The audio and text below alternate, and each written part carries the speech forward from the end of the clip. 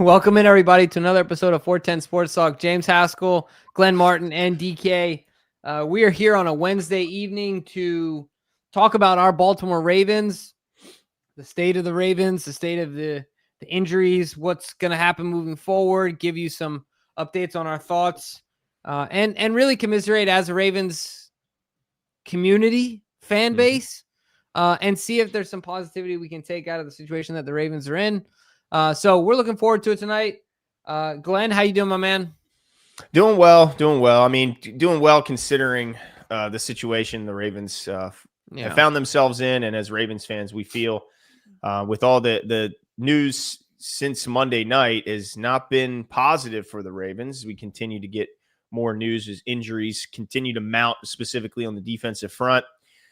So, yeah, I mean, bummed out to see the Ravens kind of in this position. We knew this was going to be a tough starting schedule, but I don't think the Ravens starting 1-2 is necessarily the biggest stunner, but I think the way in which that last loss took place is what's causing Ravens fans some hurt. So we're gonna certainly go over some of the more recent news that's come out, and then after that we'll transition into some bright spots, maybe something to look forward to, and some of the positives that are around the team, because I think we all need that. What's going on, Joey, in the chat? Appreciate you coming in. Only up from here. Yeah, exactly. It can only get better from here. That's no doubt. King Blaze, CJ, appreciate you guys coming out and joining us. But before we get into it, Jimbo, I do want to mention we got a couple sponsors. So I want to mention the first, and that is, of course, none other than ZipRecruiter. ZipRecruiter, look, if anyone's ever been tasked with the duty of trying to find new hires or new candidates, they certainly understand the difficulty, right? You get stacks and stacks of resumes to look through, and oftentimes you're trying to find the needle in the haystack, and everyone's been there who's been in charge with hiring and then once you find one, trying to get in touch with candidates can also be a challenge nowadays. Well, the future of hiring looks much brighter with ZipRecruiter because of ZipRecruiter's latest tools and features help you speed up finding the right people for your roles so you save valuable time. And now you can try ZipRecruiter for free at ZipRecruiter.com/audio. With ZipRecruiter's new advances, you can easily find and connect with the qualified candidate in minutes. See a candidate you're really interested in? You can unlock their contact info instantly. Use ZipRecruiter and save time hiring. 4 out of 5 employers who post on ZipRecruiter get a quality candidate within the first day. If you go to ZipRecruiter.com/audio right now, you can try it for free. Again, that's ZipRecruiter.com/audio. ZipRecruiter, the smartest way to hire. Yeah, Glenn. So the Ravens might need to be hiring here soon. They're certainly going to be looking for people to replace some of the injured guys we have. And I think that's probably where we're going to start, right? Talk to us about the Madubuike news, man. I know it was DK used the word ominous here, and I think that's a good word. I think we're all concerned for him, but tell us what you heard, what you heard is going on. They seem a bit mysterious about this one, but John Harbaugh wasn't really willing to expand too much on the issue other than to say that Nnamdi Madubuike will definitely not be playing this upcoming game against the Chiefs.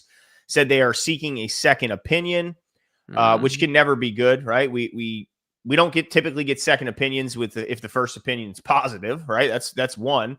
And we don't typically get second opinions if it's a common, run of the mill injury that NFL players go through. So my only assumption is that it's neither of those things. That one, they got a bad prognosis or diagnosis, and they're hoping to get a second opinion to either refute that or maybe at least cushion the blow of the news that they got from the first opinion. And then the second reason is I think that it must be a unique injury, maybe an injury that has very long-lasting effects. And that's what has, I think, most Ravens fans very worried. This is a guy who signed a big deal here. And when it's a neck injury, immediately makes us think, like DK mentioned in the pre-show, about our own defensive coordinator. Zach Orr went from all-pro linebacker to being told that his neck is in no condition to continue playing football, and he was one hit away from becoming paralyzed. And so for that reason, he was forced into retirement in his mid-20s, coming off his best season, an all-pro season where he was set to get, certainly a big contract. So that's the concern. Now, they haven't made any announcements that is what's happening, but we're just kind of reading through the tea leaves here and reading between the lines and seeing this looks like a long-term thing, Jimbo. Yeah, it's not good news. Man, I it's really unfortunate because I saw the ticker come across the information via ticker watching the Orioles game tonight come across the screen. And even in the ticker, you could read the negativity. In the messaging, in the brief lettering that it was. So I hope for the best for him and for the Ravens. I hope it all works out. Tone says, is the D-line cooked? Well, the thing is that I think, correct me if I'm wrong, right? DK, you mentioned something about Broderick Washington being banged up. Travis Jones is also banged up. Yep.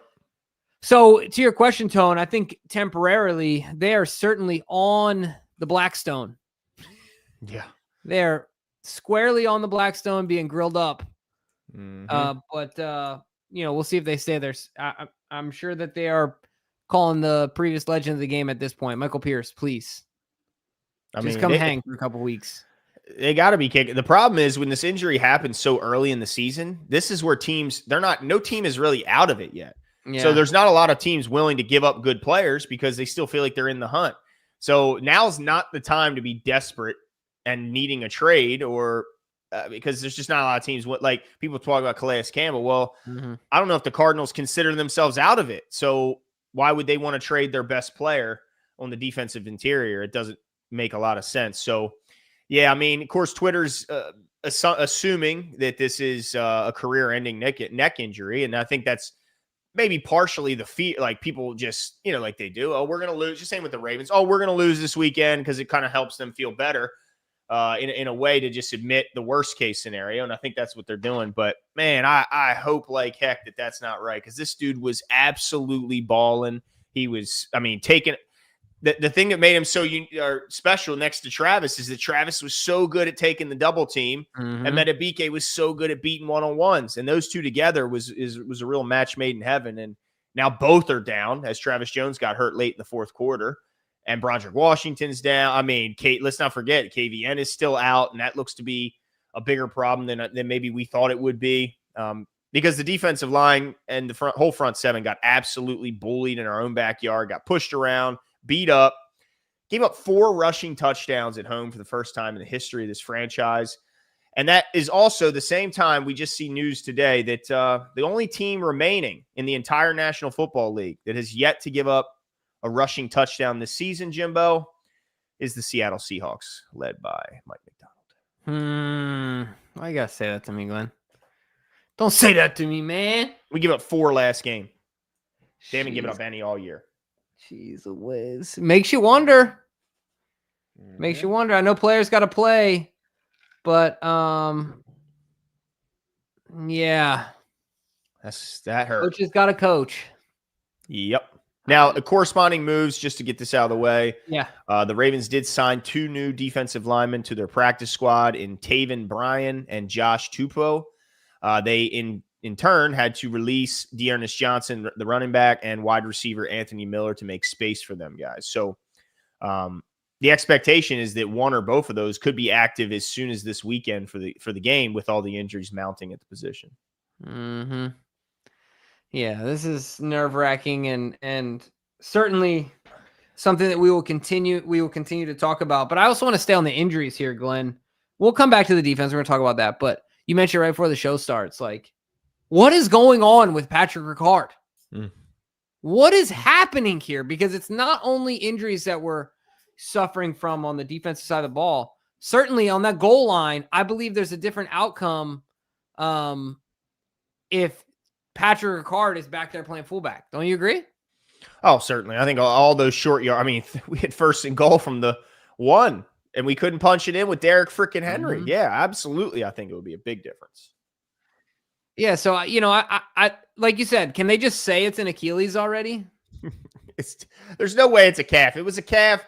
I heard some doctor on, I don't know if it was on X or what, talking about it, and they're like, if it was a calf strain, think about when this supposed calf strain occurred. It was at the tail end of training camp. At this point, a calf strain would have had plenty of time to heal. So either it is the longest and slowest healing calf strain in history, or it's more than a calf strain. And I think we all kind of expect what it is. And it's It's an Achilles. It's always an Achilles when it's a calf, guys. It's always a freaking Achilles every time. Especially with the Ravens. Yeah, I mean, it's clear. And then also to kind of make matters worse, Ronnie Stanley was not in practice today with an ankle. Mm-hmm. So it's like both sides of the ball in the trenches were completely beat up. And, even at our healthiest, we weren't playing great. I mean, it still wasn't what we were expecting to see from either side of the ball in the offense or defense, at least on the front. We were expecting better even when they were healthy. And now they're completely ravaged with injury. Oh, Jimbo. It's tough to find a whole lot of silver linings right now with this team coming off the worst loss I can remember at home in the way that they lost to just get – I mean, the Baltimore Bullies got Baltimore bullied in their own backyard, Jimbo. Like, in embarrassing fashion. So, in front of everyone to see, It's one of those where unfortunately I have an older brother, so I've never been in this situation because I have a big enough mouth. But – it's one of the situations you see where a kid is fighting another kid or a grown man, let's be honest. Mm-hmm. And you're getting beat so bad, but you're still able to stand up and you just look at the guy and I'm giving up. I'm just walking away because I have nothing left here. Yep. Right? It's just complete and utter humiliation because you can still walk. Like, you're not out of there in a gurney. You know what I'm saying? Like, where you don't remember it. You're walking away from that thing voluntarily, right? Mm-hmm. I know you guys are talking about it in our pregame. Roquan seemed to be doing a little bit of that in the Lions game, right? There was certainly some picking and choosing that seemingly was happening in that game. Lots of things going on, not looking good for the Ravens. I'm just going to say this, Glenn, because I was doing the dishes earlier today and I was thinking about how to say this properly.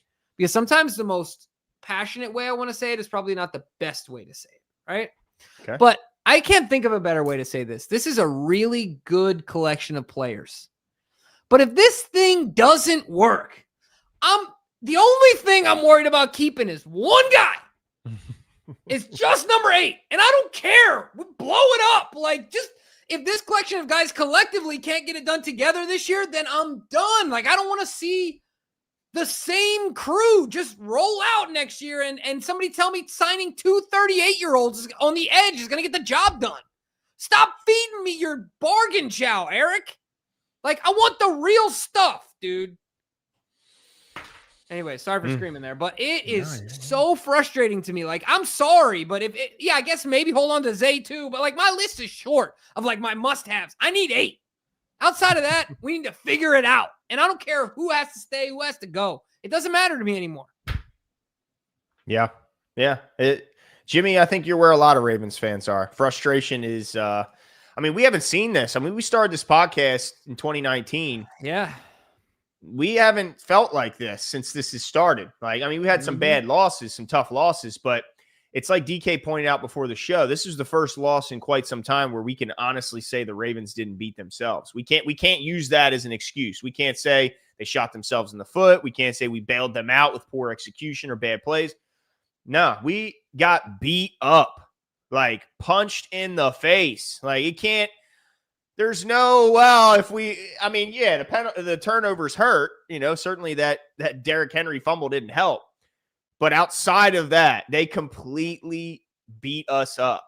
And so there's no, you can't blame it on, we shot our, no, not this time. Let's see. We got a super chat coming in from Gregory. Says, should have kept McDonald and fired Harbs. Big mistake. Well, certainly right now, it doesn't look great because I think if you stack these rosters up, even now, I don't see many taking the Seahawks. Like, now part of that's because you have 8. And like Coach in the chat said, you got 14 too on the other side. They're pretty good. But my point is that I don't think anyone would look and say, oh, well, Mike McDonald has the far superior team, and that's why they're playing the way they, that's why they haven't given. No, I don't think that's the case. Something ain't right here with our team. We got defense. Like, the thing I don't get, Jimbo, is how is it that, like, how does Roquan go from winning player of the week to making business decisions at the line of scrimmage? Like, what the hell is that guy doing out there? Like, I don't understand what happened to Roquan. He's supposed to be our, like, say what you want, and we don't ever say that he's Ray Lewis, but we say we used to say he was the closest you could probably get to him. We used to say that. Mm-hmm. Man, I ain't never seen Ray make no decisions like that. Never in life would he ever make that type of a decision. So, yeah, man, frustrating to see. And then here's the part I am most worried about, Jim, and you tell me if I'm crazy.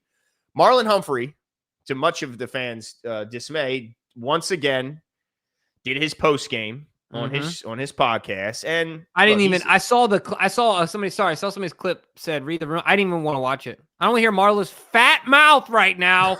Marlo, shut up and play football. Get off the damn podcast and play some football. Sorry. Yeah. No, I was like, wow, okay, this guy. What'd he and say? It's just I mean, we could probably play. It's only a couple minutes. We'd have to probably pause it. I'm sure. Freaking Marlo's podcast hooligans will run after us. Yeah, he'll come after us and take. Needs every dime he can get off that big old contract. Why don't you win some football games, Marlon? But I think the part that I had the most problem with is that he said normally, and I'm paraphrasing, of course, I don't have it right in front of me, but he said normally when a young guy or something can come to you and ask what happened, he has a reason. He said he didn't know when he was asked that. Yeah, and like DK said, he was very nonchalant. He was just quirky. He was silly, which it rubs you the wrong way. But it was also going, he was like, I don't know what happened. I don't know. I have no idea. Well, that's freaking scary to go, I have no idea. And you're Marlon Humphrey. You've been here how long? Like, you can't tell us. I don't know. Who knows what happened? Like, what the hell? No, that is not what we want to hear. So, yeah, man, this defense is in a sad state. And it's a shame because there are a couple guys that I think are playing well, like Chidobe Awuzie. Like, he's better than we could have imagined. Like, isn't it funny that the one guy you named is in need of a contract? Who's that? Awuzie. Oh, I see what you're saying. Yeah, he's on a short. Marlon ain't in need of I mean, I guess he's in the last year of his deal, isn't he? But Marlon's made so much money. I don't know if he is. I think he's on the last one where we can't get out of it. Oh, I think you're right. And then also, I mean, obviously Roquan's deal, they paid him before the season started. Or whatever that crap was, right? Like that thing, $25 million. Here you go.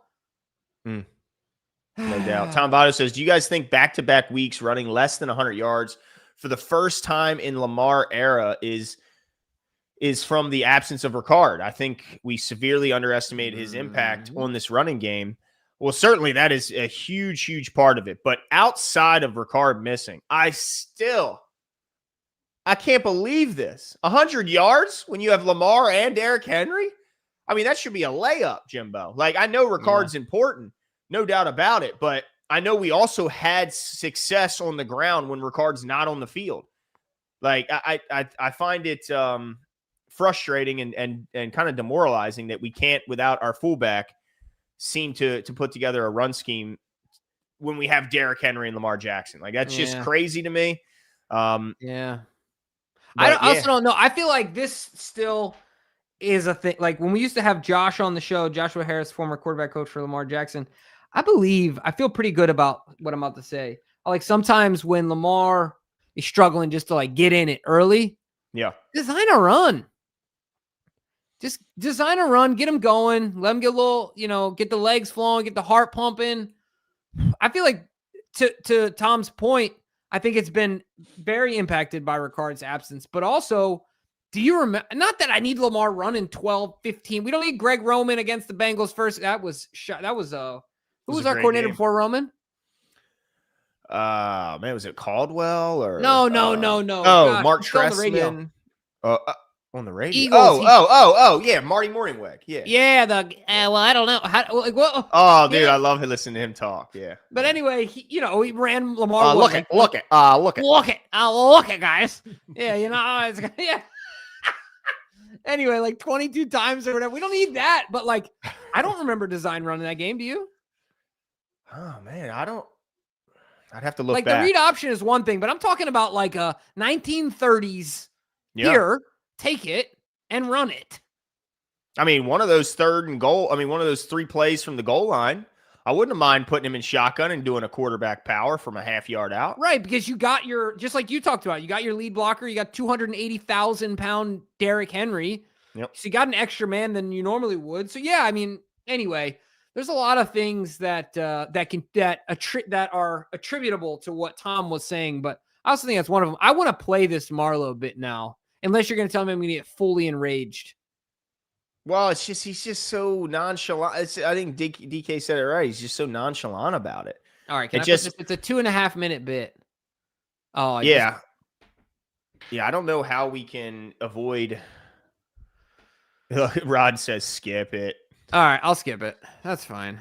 I mean, he's just like sitting there like, I don't know. I don't know what happened. Normally I know, but I don't even know.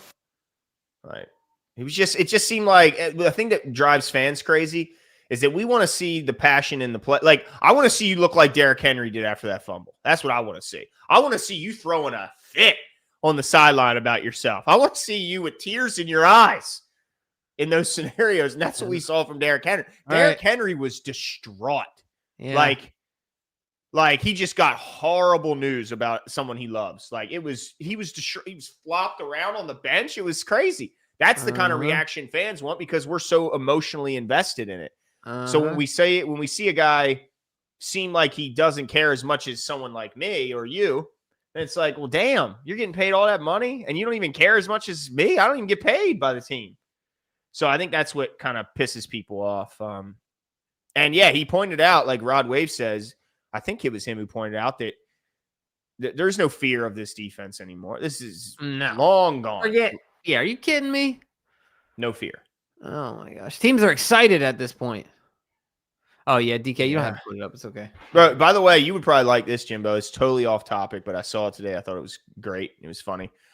Mike Tomlin throwing shade randomly at Anthony Richardson for no reason. He was talking about backup quarterbacks, and he was like, look, last year when we played Indy, I said keep Anthony Richardson upright because I don't want to see Joe Flacco. And then before you know it, here comes Joe in the fourth quarter.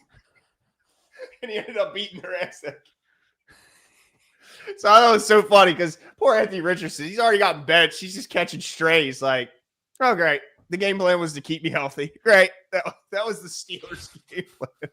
Don't hurt that guy so Joe doesn't come in. Oh, my goodness. Dude, I just saw a clip of somebody replying to Marlowe.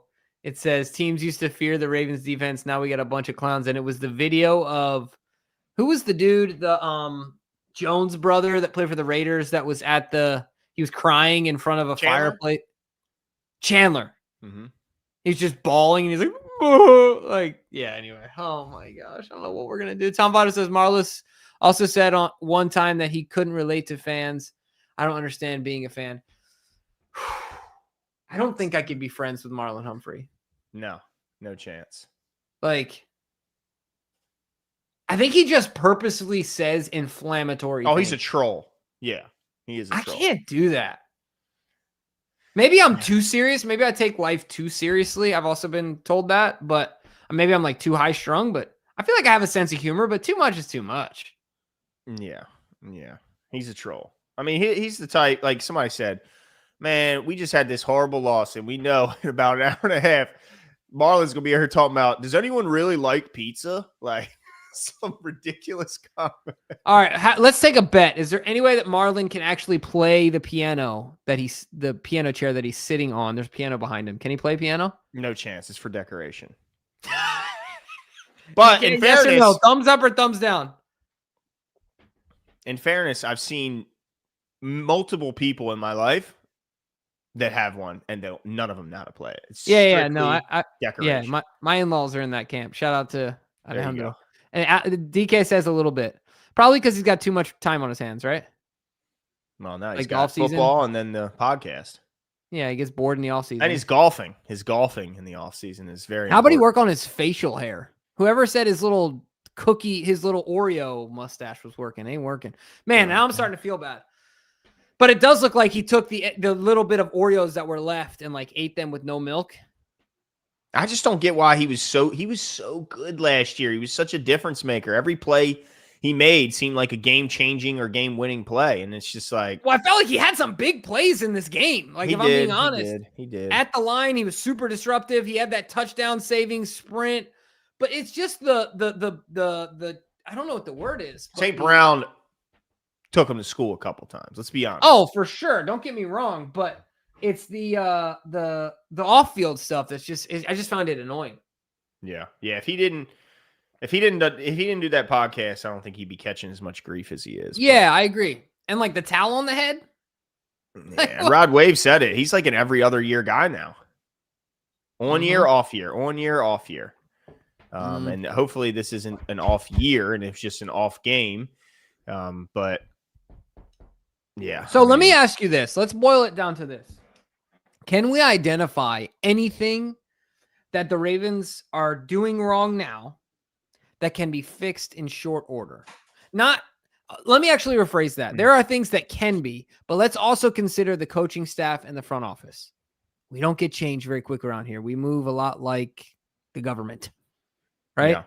So anything that we actually see changing, not that can be, because can be is a whole list of things that won't, right? But is there anything that you say, you know what, I believe that this will improve, or I believe that this will change? You know what I'm saying? Yeah, I mean, tell people what happened when you tried to type that in Grok. Oh, yeah. Yeah, well, let me just start there. Folks, Jimbo said he wanted to try and find as much positivity before coming into this game. He wanted to find a positive outlook because, look, it's pretty doom and gloom right now. Yeah. So I went, and I honestly, when he said that, I went, I don't even know, man. I got to figure this out. So I went in and I asked AI. I said, AI, give me any and all good news for the Ravens over the last 2 days. Anything. First word I got back, folks, unfortunately. It said, unfortunately, I'm not able to, like, AI couldn't, after digging, I said, think harder. And it immediately was like, well, Lamar had a good game. Like, it's hard to find good news. It really is. And look, there's things on the offensive side, obviously, I can point to. I mean, the Ravens are still number one in points per game, 37 points a game. They scored 40 on the best defense in football last week against the Browns. I mean, they can put it up, you know. I mean, points per play, they're number one. Yards per play, they're number 2 in the league. Touchdowns per game, 4.7 is their average touchdown output offensively per game. So there's a lot to like offensively. Now, Derrick Henry has to stop turning the ball over. He's got 3 fumbles in 3 games, 2 of which came in his own territory. So that's got to get better. I think Tyler Loop has been a bit of a bright spot when it comes to kicking field goals. But, my God, can you stop kicking the ball out of bounds or short of the landing zone? I mean, I know it's some kooky-ass rules that we have here where we have a landing zone. But at least stop kicking the damn ball out of bounds and giving the team the ball at the 40. I mean, right. We lead the league in that. Like, we lead the league in penalties for that reason. And so Tyler Loop has to get better at. But he's been a bright spot from a field goal kicking standpoint, even with the one that I'm still not sure if it went through the uprights or over it. Yeah. But we'll take the points. So, but defensively, Jimbo, you're going to have to help me here. Like, I mean, I talked about Chidobe Awuzie. I thought he's played really, really good football. But I'm so disheartened by what I saw from Roquan Smith this week. Like, I didn't think that was possible, Jimbo. For him to be avoiding contact is what it looked like, and flailing arms about, getting stiff-armed in his mouth. But, like, this is – so help me find something good on defense. While you think about Massey says Lamar was frustrated all game. Harb's punting, 4th and 9 with 4 minutes to go, and defense couldn't stop anything. Campbell goes for it on 4th and 2. Campbell broods positivity. Harb's negativity. What do you think about that? And then is there any bright spot when it comes to the defensive side of the ball, Jimbo? Okay. Let me break this down here. And then hold on. So I actually don't disagree with what Masi's saying in at least the well, actually, you know what?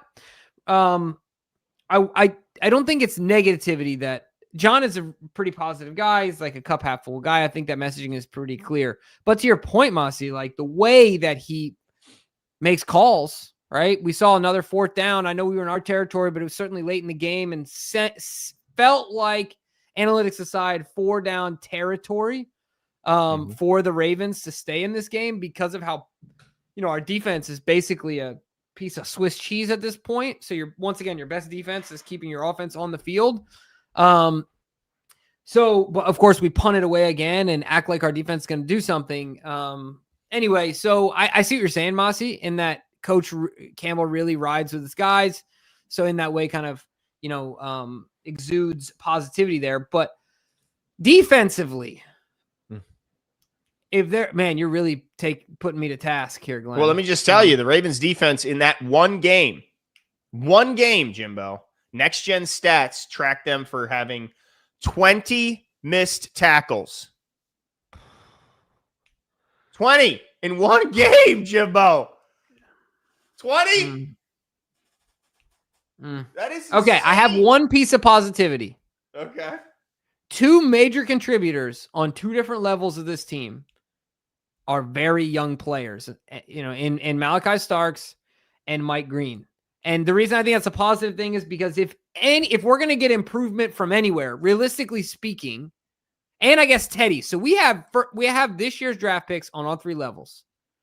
So to me, if you're going to get rapid improvement from anyone, it's someone who's newer to the league. Because, the first time you do something at the professional level, any one of us, it is terrible in comparison to just the second time you do it. Right? So that's the only thing I can think of right now to say there could be improvement because we have a young player at a pivotal position at each layer of the defense. Yeah. So Mike hopefully continues to make big strides. Buchanan too. You could throw Buchanan exactly. Buchanan, hopefully continues to take big strides. And then same thing with Malachi. That's our only hope. But right now, it looks, Mike Green's being asked to do a lot for a guy who's not that big. And there was a lot of moments in that where it's just like, man, we're asking this dude to take on 330-pound tackles. And it's a lot for him. It's a lot to throw in. So, yeah, I mean, there's a lot of youth on this defense, and that to some degree, I guess, gives you some bit of hope. But oh man, that youth has to be more than just youth, right? Like you got to start playing like it. By the way, also on the Ravens offensive side of the ball, the Ravens did set an NFL record Monday night, Jimbo. You're going to love to hear this one. The Ravens allowed 30 pressures on Lamar Jackson in a single football game, setting the new record. Previously, it was 28 by the 2018 Chiefs. We gave up 30 pressures in one game. Dude, 30? 30, Jimmy. Is that even something you thought? It sounds made up. It sounds like I'm faking it. But PFF said 30 pressures. How many dropbacks did we have in that game? Let's see. 27. Well, 27 pass attempts. More than that for dropbacks because Lamar scrambled on some. So it had to be more than that. So he literally was pressured on every single dropback is what it looks like. Dude, we got to get Lamar moving forward. We got to do something, bro. That is insanity. Whatever we got to do. Can we get a little bit of can we take 2019 and pepper it on? We got to get it moving forward, dude. You know what I mean? Dude. Yes, we might have to turn back the clock with this game plan a little bit. Because what else is there? Should we go full on Bengals, but instead of Gus in the backfield, just no throws, Henry Lamar, 2 years? Yeah, it's just like the Niners when all their quarterbacks were hurt and they just kept. Well, do you remember though that first touchdown drive? Oh yeah, it was beautiful. It was beautiful. He didn't throw it once. Nope. Oh yeah, I was at that right game. down the field. Mm-hmm. Now, I think we're being a bit hyperbolic here, right? But some of this we do need. We can't have Lamar running for his life in the backfield, going backwards, flipping his hips 80,000 times, and expecting Superman to come out of the phone booth every single play. Yep. We're going to end up with Joe Burrow, Andrew Luck. Look at Deshaun Watson. Look at all those guys that get hurt. That's what's going to end up happening to us. And you think we're bad off now? Forget about it. When you got who's our backup right now? Oh, my gosh. You got Cooper Rush. You go from the best quarterback in the league, in my opinion, and pretty objectively, unless you're a homer of another team, to then turn around and say, here, Cooper Rush. Now be super. What? No, we need to protect our quarterback. I think the way that we do that is we need to have him put his foot in the ground and go forward. What happened to Zay in this game, Glenn? Well, Zay was only targeted 3 times. He had 2 catches for 13 yards, but I mean, it was Mark Andrews and Rashad Bateman's kind of coming out party. They each had 6 and 5 receptions respectively, but yeah, I mean, to your point, Zay has to be an integral part of this offense. We got to find creative ways to get him the ball. He's too dynamic to not. But with an offensive line like this, Zay needs to be more of a factor. We need to get the ball out early more. When your quarterback is getting harassed every single play, well, goodness gracious, let's get the ball to the guy who would be a nightmare in any neighborhood game. Well, I mean, I think the saddest part of this is that like Lamar Jackson is on pace to have just an absolutely insane season. And it looks like right now, if things continue to go how they're going, then it's going to be wasted. I mean, right now he's number 1 in the league in passing touchdowns, number 1 in touchdown percentage, number 1 in passer rating, number 1 in yards per attempt, number 1 in adjusted yards per attempt, number 1 in yards per completion, number 1 in interceptions, tied for number 1 with 0. He's got 10 total touchdowns, 0 total turnovers.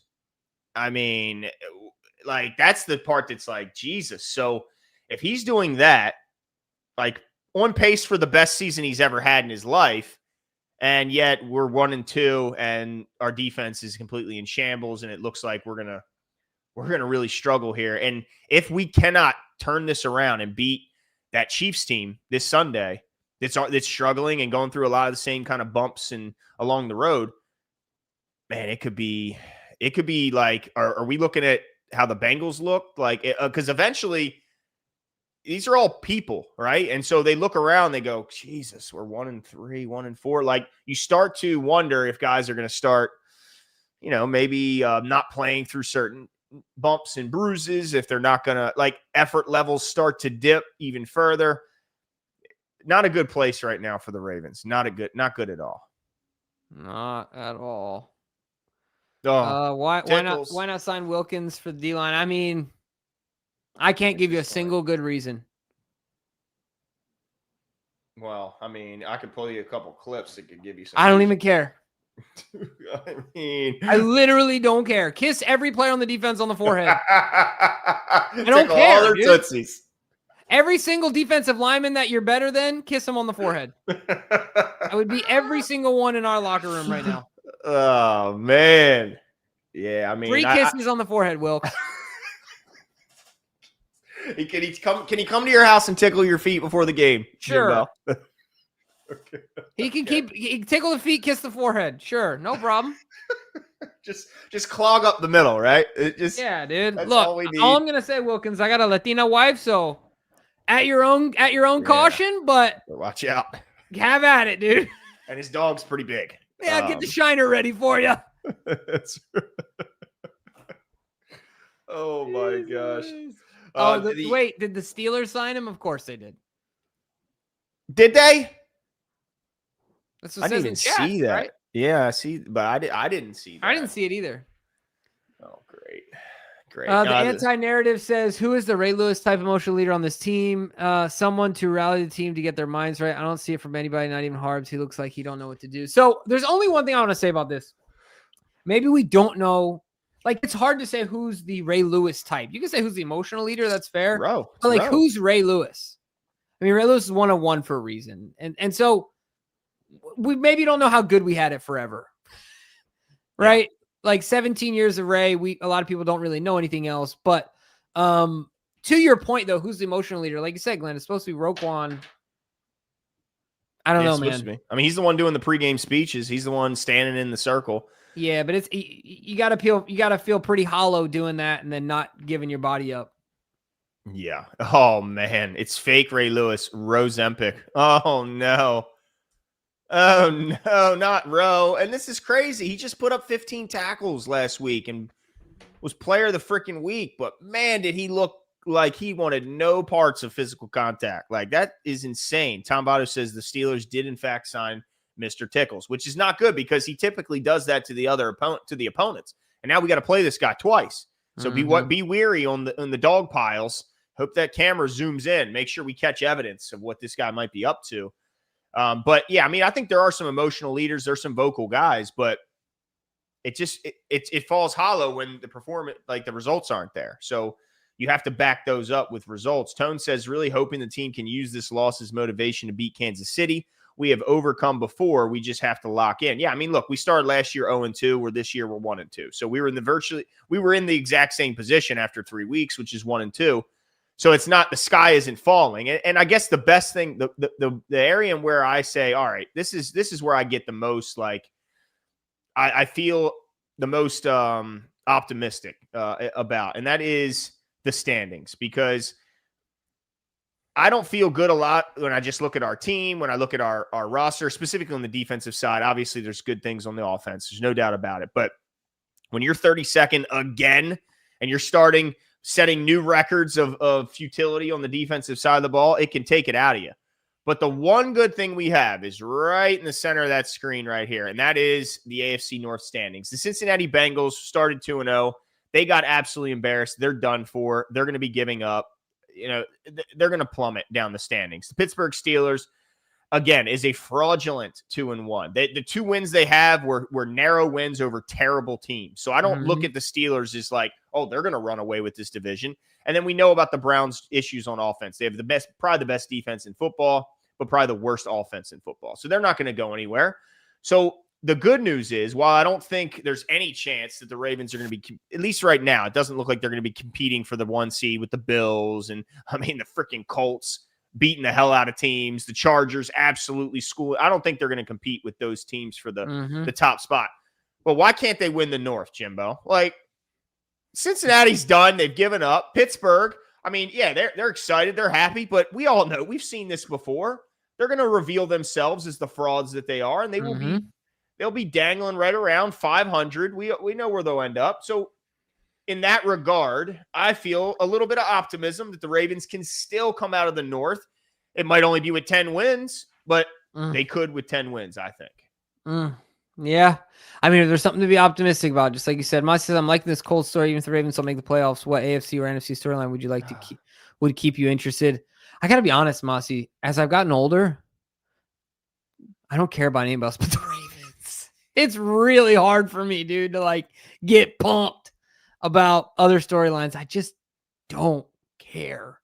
I'm just the old man on the porch. And if you ain't with me, you're against me. And I wish I had a better answer for you. Sure, the Danny Dimes comeback is kind of cool, but I don't really care. Yeah, I mean, I can't ever find myself really rooting for any AFC teams, especially, look, most younger fans may not have any issues with the Colts, but my dad was old enough to remember that team, and he's instilled a bit of a hatred for the Colts because of what they did to him and all the Ravens fans, or all the Colts fans in Baltimore when they packed up and left in the middle of the night, took the image, their likeness, all the record books from Baltimore where they belonged, and took them to Indy. And I mean, I can tell you right now, when my dad sees that helmet, it still makes him sick to his stomach to watch all that be in Indy. So there is no chance I'll be rooting for the Colts, even if they do have a fun story. But I can see why you would, Massey, certainly if you're not from Baltimore, or you don't have roots that go back a ways in Baltimore, I can see why you would. But as the NFC, I mean, look, even though they just beat the hell out of us, like, I wouldn't be terribly – now, this is still pretty fresh, so it feels weird me even saying this, but I wouldn't be terribly upset if the Lions were able to make a run, simply because they've never won anything. True.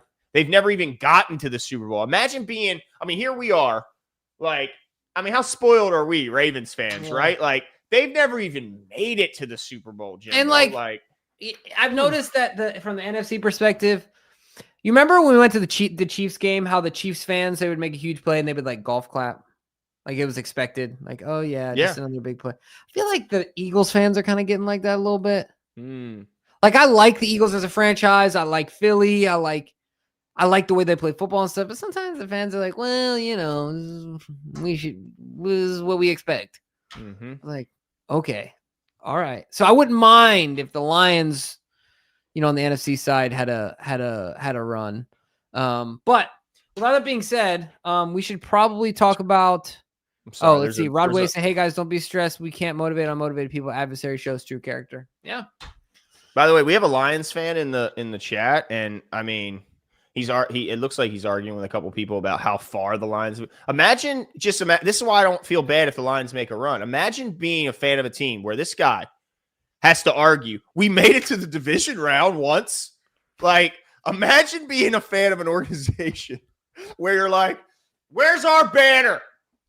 We made it past the wild card route." Like, it's like I feel bad for him. I mean, you have to argue about when they had to, we made it to the division. Like it's sad. So yeah, anyway, I just had to point that out. Rod Wave was getting into it with him a little bit. And it's just funny. Like, hey, we made it. Like, imagine typing that. We made it to the division round and being proud of that. Like, we're sick to our stomach if that's where we go. Seriously. So yeah. Enjoy it, Detroit fans. Absolutely. Now, let's get to our winner, DK, who was, I believe, perfect and a vet. Was he? In the show. 4 out of 4, right, DK? David Cutzel. Can you put it up on the screen? Let's go, baby. This is like his 4th time winning, I think. It's ridiculous. Love it. I think we already have your address, so I'll make sure to get you a shirt. But I think that's it for us tonight, folks. I think we'll be back Friday, unless there's anybody in the contrary. And we'll talk about the winners of our over-under as well. Yeah, I think that's it. What, you want to do it now? All right, DK, do you want to throw it up there? You got something? Dun, dun, dun, dun. Any cool graphic for us? You got anything cool for us? Heck no. What? I could not have guessed that. Jimbo, so we all have a win now? Let's go, baby. You think we planned this? Let's go. By the way, DK 0-4? Oh, how the turntables. Well, congratulations, Jimbo. Congratulations. Thank you. You know, every blind squirrel finds a nut. The clock is right twice a day. So I'll take the win today. But that's it for us tonight, folks. Make sure to join us because whether or not we are overly positive about the Ravens, we're always going to ride with them. We'll be back. We're going to hope for the best. We're going to cheer them on no matter what. And we'll see you guys on Friday.